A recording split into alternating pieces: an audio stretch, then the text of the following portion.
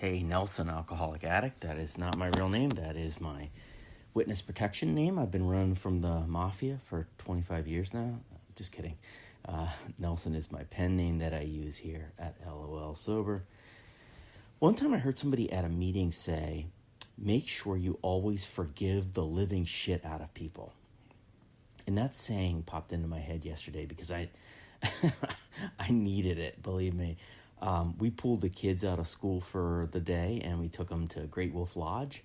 If you're unfamiliar, Great Wolf Lodge it's a hotel with an indoor water park. It's about 2 hours from where we live, so it's a decent drive. I told everybody the night before that I would be willing to go get them Dunkin' Donuts in the morning as long as they promised me they'd be able to walk out the door promptly with all their stuff at 10 a.m. There was a snowstorm coming, and I wanted to get out ahead of it, so I made them that bribe. And everybody, they took it. They said they could do that. So I go to Dunkin' Donuts, and I get back at about 9:45. I warmed up the minivan, got everybody in, and we got rolling right on time. And we got all the way through town, through about like 10 different stop signs and red lights and some traffic jams, and got onto the highway, and we were driving, and my wife said, "Oh my God, I forgot the bag with all the swim stuff in it." Now, I thought my head was full of fireworks and was going to explode. Not the shitty Walgreens fireworks either. I'm talking about the illegal stuff you get in West Virginia from your uncle's doomsday bunker. That level of head explosion from fireworks. But I didn't say anything. I tried to take a few deep breaths, and by driving for 15 minutes meant I had to drive the same 15 minutes back to the house, then the same 15 minutes back the right direction another time. And so it also meant we were going to be cutting it pretty close with the storm that I had carefully tracked. And my whole amazing plan was going down the drain, and somebody was going to pay for this. Well, during those deep breaths, I remembered that saying. I'll say it again. This idea that forgive the living shit out of people. That's a really hard thing, even at this stage of recovery for me, because as much as you don't want to keep score in marriage or keep score in any loving relationship, it's almost impossible for me.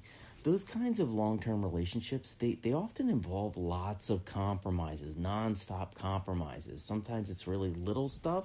Sometimes it's big stuff. Sometimes it's like, I want Chinese food for dinner and my wife wants pizza. And so my wife will say, hey, how about we get pizza tonight and Chinese food tomorrow night? And okay, sounds good. I don't want to be keeping score, but tomorrow night we're getting Chinese food, okay? Like, that's the deal. So it kind of like works that way. I don't always do a great job with it, but that's kind of the way it works, right? You make compromises, make deals, make sacrifices, and then you hold your partner accountable. There's a thin line between accountability and keeping score.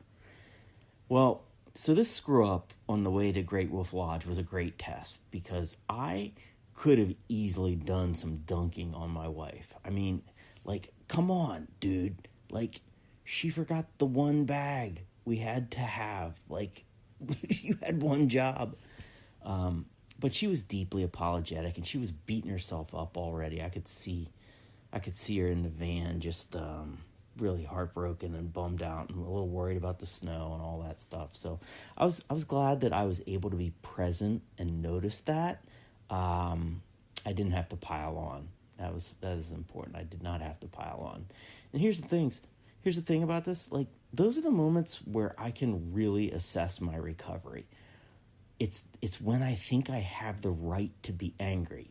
It's not those 50-50 situations where maybe you need some forgiveness too, right?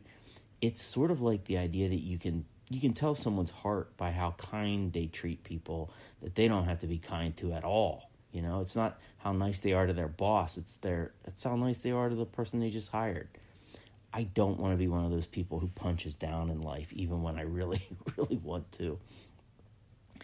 As you could probably guess, the morning snafu with the bag, it didn't matter. It just didn't matter. We got there a little bit later than expected, but it didn't really impact anything. I'd love to tell you that I took a few deep breaths and let it all go and blah, blah, blah. But, I was actually a little grumpy on the entire ride as I worked through it. And eventually I did. And we had a really fun time as a family. It was great. Could I have done a little better at the beginning by not having my head almost explode to start with? Yeah, I could, for sure. But hey, maybe I'll forgive the living shit out of myself about it. Thanks for letting me share.